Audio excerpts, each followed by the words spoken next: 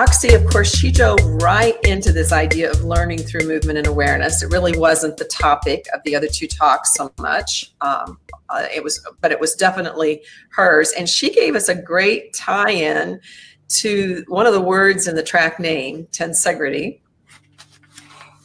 I felt like I learned some things about Buckminster Fuller that I didn't know. I don't know about you all, but yeah. The fact that he was blind till he was 4 and saw patterns, until his parents realized and got him some glasses.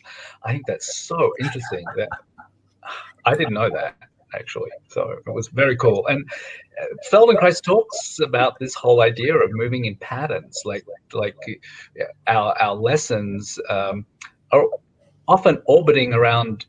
Well, they can be about different things, but often they're about a global movement pattern and how it's disassembled and reassembled in a certain way, and that speaks to us in a very profound way. And I think her bringing that up and talking about that whole concept was really quite amazing. Mm-hmm. Yeah, I have to say the whole thing about patterns really, that resonated with me too, and I think that Dr. Feldenkrais, he looked at pattern, but there were also patterns of thinking, right? Not only patterns of movement, but it's all connected there. And I think this is one of the things that really sets us apart and can set us apart to the world, because in healthcare, we don't look at patterns. We tend to look at details, and we get lost in the details. And I think the Feldenkrais method can allow us to see the patterns and then go into detail and then come back to the pattern again. See, did the pattern change?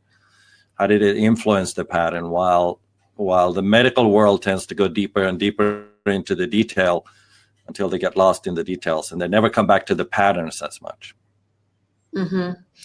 Yeah, I think that's really, I'm limited, which I know it really isn't actually that limited experience in the medical field. I've worked with physicians and hospitals for a long, long time, and the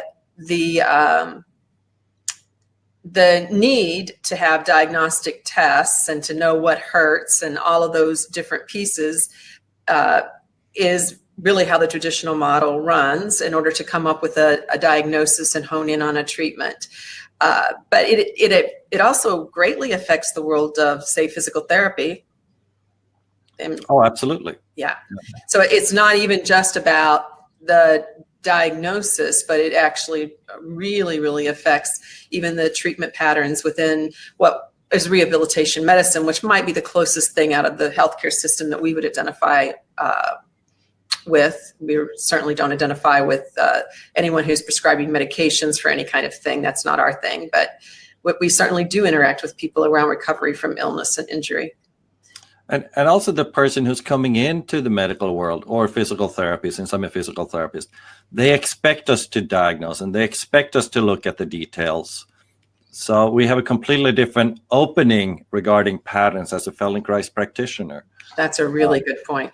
And I think we have to remember that, the medical world is doing some phenomenal things that have never been done before. But once we start looking at lifestyle and well-being of people, then the pattern might be more of a useful tool to step back and look at. And I think as Feldenkrais practitioners, we're the best at that. We're really, really good at it.